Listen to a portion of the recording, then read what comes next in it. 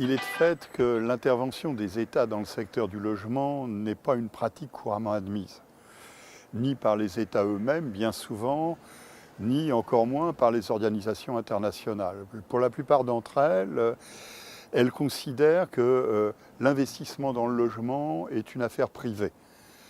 Donc l'intervention de l'État vient bouleverser, vient contrarier le fonctionnement normal de l'économie. Et c'est la raison pour laquelle il a toujours été très difficile de justifier de grands programmes qui sont des grands programmes d'investissement dans le logement, que ce soit du logement à caractère social ou du logement abordable, comme on dit bien souvent, ou que ce soit du logement destiné à des catégories moyennes.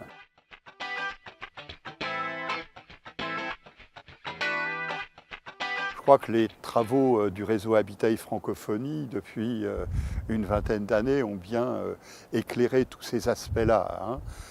Si on reprend toutes les conférences qui s'étaient tenues, c'est le développement d'un habitat précaire, c'est l'extension de conditions de logement dans des bidonvilles qui interpellent tout le monde. C'est un frein au développement économique, comprenons-le bien.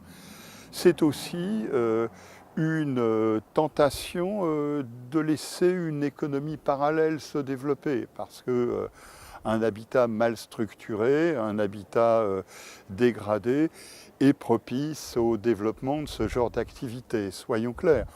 Pas seulement, encore une fois, en Afrique subsaharienne. Regardons ce qui se passe en France, regardons ce qui se passe aux États-Unis. Donc, c'est une situation générale.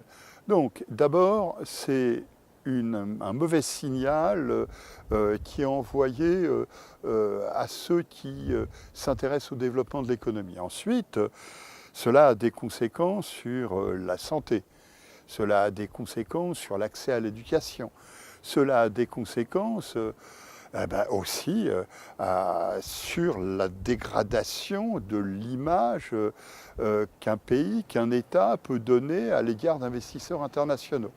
Donc on se trouve finalement face à un cercle vicieux, si on peut dire. Ne pas intervenir, c'est pas seulement laisser des conditions de logement se dégrader, c'est pas seulement voir des conditions de vie qui ne sont pas les meilleures qu'on puisse imaginer, mais c'est aussi accepter implicitement des entraves à un développement durable des économies.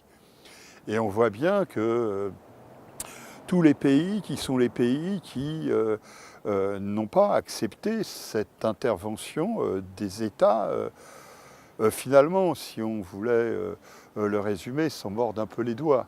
Souvenons-nous bien que les différentes interventions des experts d'ONU Habitat dans le cadre des conférences d'Habitat Francophonie ont bien montré à chaque fois les liens qui existaient entre mauvaises conditions de logement et mauvais développement économique.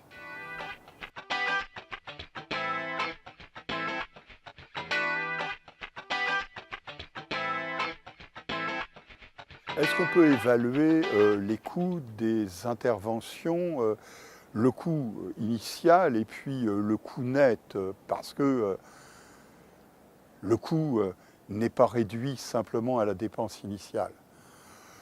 Lorsqu'on veut clore le débat, on dit tout de suite, comme le font beaucoup d'organisations internationales, l'investissement dans le logement est une dépense sociale.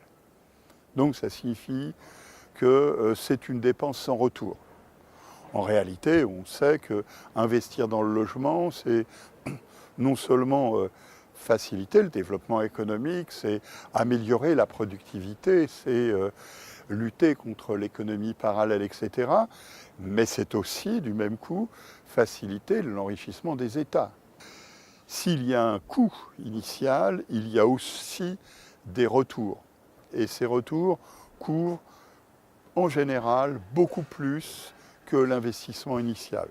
Lorsque la collectivité dépense 100 pour aider le logement, le retour direct et indirect en termes fiscal, est d'à peu près 140. Sur une période un peu longue, l'équilibre se fait sans aucune difficulté.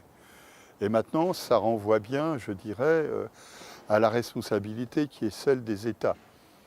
La responsabilité d'un État, c'est tout de même de créer le cadre au développement, à un développement durable, à un développement équilibré, qui soit porteur, comme le dit le réseau Habitat, d'épanouissement de la personne, etc. Bon, mais il faut bien que quelqu'un prenne la décision première.